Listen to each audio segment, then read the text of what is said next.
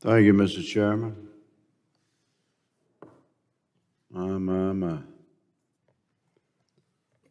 My colleagues across the aisle, I'm just visiting this subcommittee today, and I appreciate being here.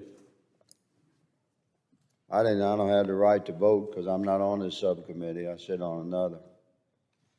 But I would have voted in support of my Republican colleagues today. Let the historical record reflect that fact.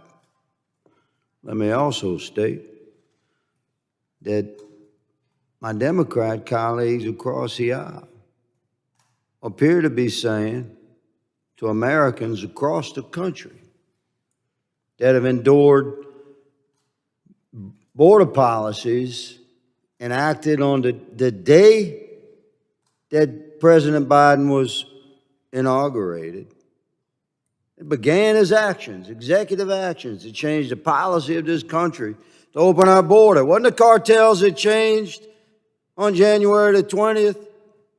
2021, it was the President of the United States. It wasn't the 1,954 miles of our border that changed in January 2021. It was the President of the United States. Changed our policies. And the world was listening, was it not, Mr. Bensman, as you pointed out.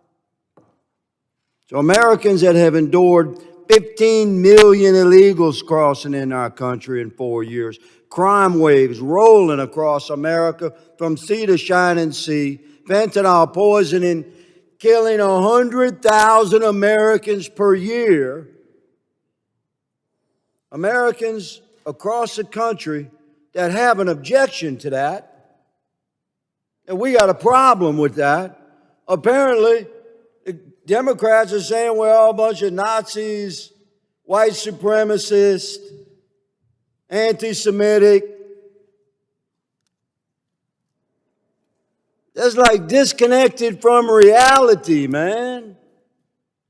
America is suffering generational trauma because of the Biden administration policies that have blown our border wide open. And now we got Chinese of means, Chinese healthy and well-funded coming into our country, being granted what? Asylum. These are healthy, well-funded, warrior-age young men coming into our country. Nobody over there has a problem with that? Mr. Bensman, you mentioned interviewing thousands, you said. That's quite a lot. I would say that places you in the expert category, sir. How can we confirm who these Chinese nationals rolling across our southern border, thousands at a time now? How can we confirm? How do we know who they are?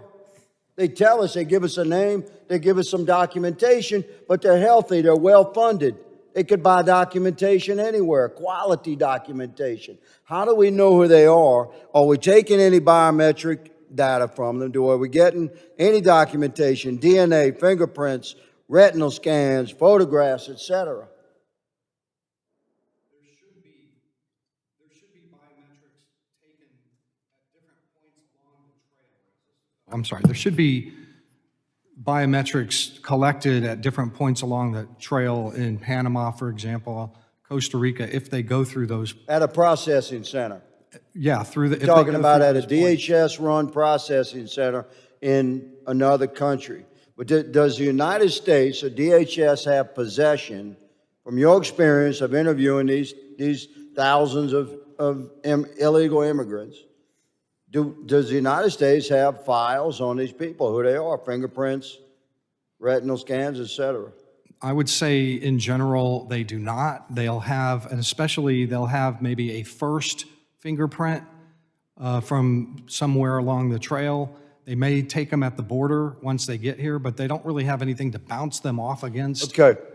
So these Chinese nationals coming into our country, from your experience, or that maybe anyone can answer this, are they being reviewed for gang affiliations and gang tattoos, triad tattoos, etc.?